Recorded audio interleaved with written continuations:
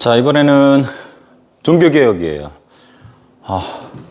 오늘 하루에 이게 영상 4개 찍으려니까 힘드네요.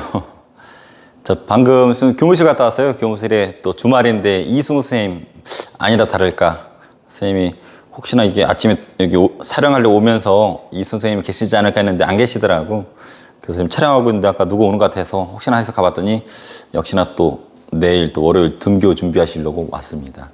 선생님이 또 이렇게 또 인증샷 한번 찍으려고 했는데 약간 좀 부담스러워 하시는 것 같아가지고 선생님 말로써 아무튼 참 대단하신 것 같아요. 이렇게 주말에 나오셔서 수업 준비하시고 또 일과 준비하시고 참 우리 2학년 학생 여러분들은 참 담임쌤들 잘 만난 것 같아요.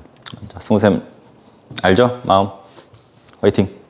자, 종교개혁. 이 부분은 앞서 활판 인쇄술 언급했었잖아요. 거기에 영향이 있었다 그랬죠. 자, 루터랑 칼뱅을 기억해줘야 되는데 이 종교개혁의 시작을 알린 사람이 루터입니다. 자, 교황, 그리스도교의 짱인 교황이 뻘짓을 합니다. 면벌부라는 걸 판매를 해요. 그 당시 교회 중에서 성당이죠. 성 베드로 대성당이라고 있어요. 지금도 있어. 유명한 관광지인데 성당이기도 하고 이것을 추가로 짓는 부분이 있었는데 여기 돈이 필요하겠죠. 이 관련해 가지고 면벌부를 판매를 해요. 선생님한테 면죄부라고 배웠어. 그러니까 죄나 벌을 면하게 해주는 책이다라는 뜻인데 이 성당을 짓는데 돈을 이제 내잖아요. 그때는 금화나 은화 같은 동전이었단 말이야. 이걸 넣었을 때 쨍그랑하고 소리가 들리면은 천국을 갈 수 있다라는 뉘앙스의 면벌부를 판매를 했었대요. 근데 성경책이 아무리 봐도 또 그런 말은 안 나오거든. 구라거든. 그래서 루터란 사람이 성경을 잘 알고 있거든요. 이미 성경이 대중화되었기 때문에. 그래서 요거 보고서 알고 있었는데 95개조를 들어서 반박을 합니다. 야, 교황 레오 10세야. 발음 잘해야 돼요. 레오 10세야. 발음 잘하려고 그래도 10세로 나오네. 레오 10세야. 성경책이 어딜 봐도 그런 말이 없다. 어디서 개구라를 치고 앉아있느냐 하면서 약간 각색한 거예요. 95개조를 들어서 반박을 합니다.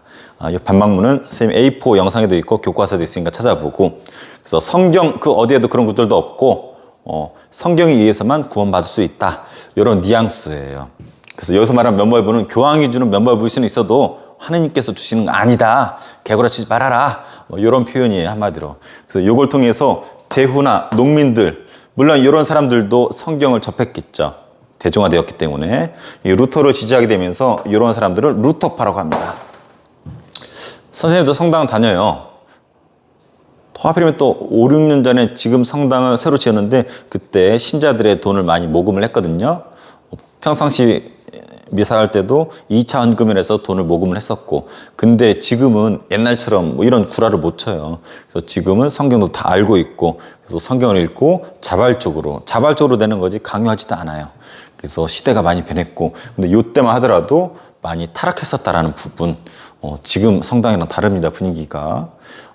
또 내년 정도에 지금 보니까 성당은 그때 모금해서 지었고 옆에 교육관이라고 해가지고 건물 조그맣게 하나 더 있어야 되거든. 그것도 새로 짓는데요.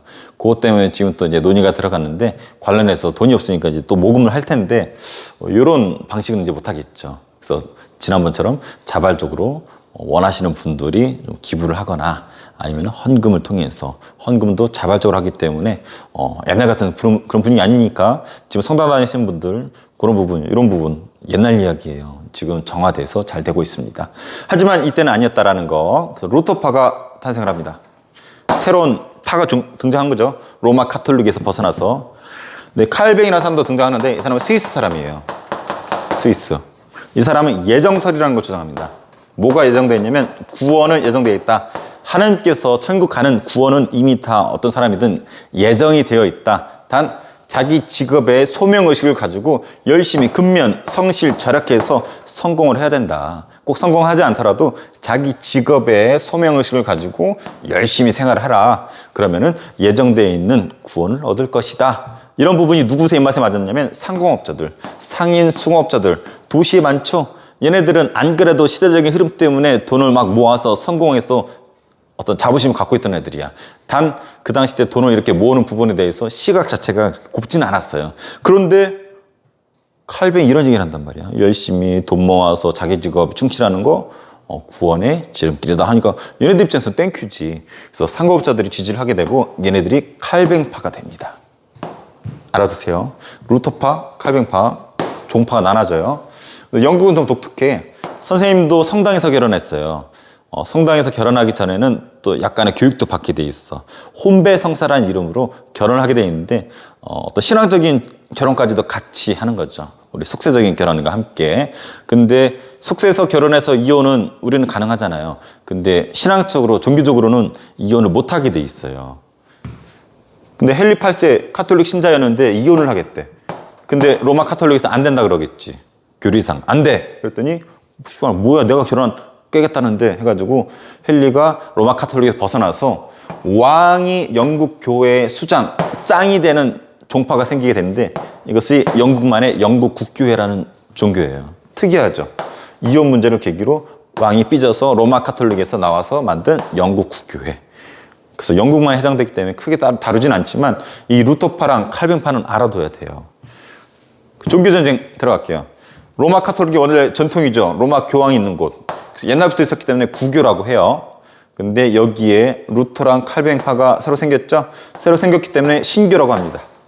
서로 입장 차이가 있죠. 그래서 전쟁이 벌어져요. 대표적인 전쟁이 30년 전쟁이에요. 독일에서 벌어진 전쟁인데 말이 독일에서 벌어진 거지 여러 국가들이 첨예하게 이해관계가 여기 녹아들면서 국제전쟁의 성격을 띠는 거예요. 여러 나라들이 얽히고 섞여 있어. 이게 전쟁 결과가 베스트팔렌 조약이에요.